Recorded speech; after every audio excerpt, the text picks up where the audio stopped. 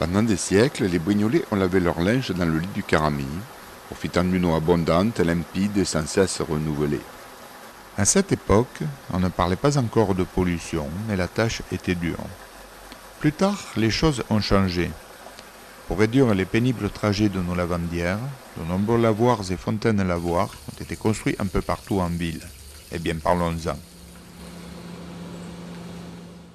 À proximité de la source de Saint-Sumian existaient deux lavoirs.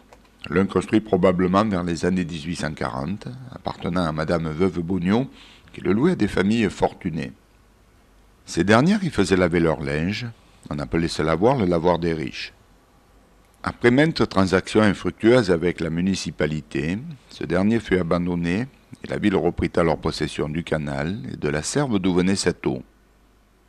Il est possible que ce lavoir soit celui présenté à l'image. Un peu plus bas existait et existe toujours le lavoir public où les lavandières n'avaient à payer aucune redevance pour en user. On disait de lui que c'était le lavoir des pauvres, par opposition à celui cité ci-avant. Ce lavoir public avait été bâti sur l'emplacement d'un vieux moulin à papier qui existait en 1558. Cette fabrique à papier figurait parmi les plus anciennes de France et bénéficiait assurément des nombreuses propriétés que possèdent les eaux de la source de Saint-Sumian.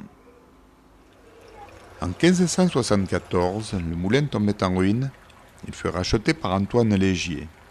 Ses héritiers, locataires perpétuels des moulins Paradou, situés près de la Selle en bordure du Val de Camps, transportèrent le matériel dans le Grand Paradou, appelé aussi Moulin Neuf.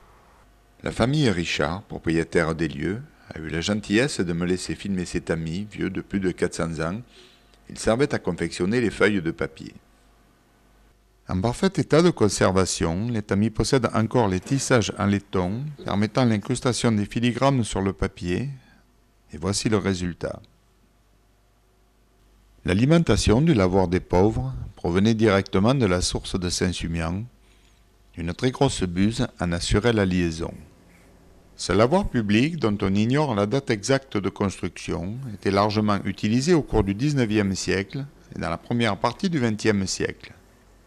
Ses murs et sa toiture furent détruits en 1992. On réaménagea le site, mais sans en refaire à la toiture. Il est encore le vestige d'un passé, au cours duquel s'élevaient les bruyantes conversations, et même les chansons des lavandières, lesquelles faisaient du pré à étendoir une symphonie de couleurs.